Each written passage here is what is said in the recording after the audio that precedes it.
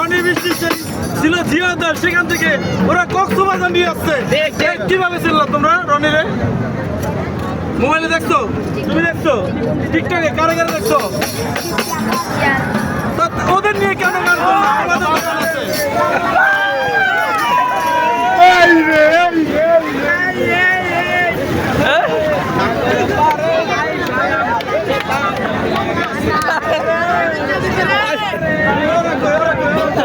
বারবার করলাম মেয়ে দু সাল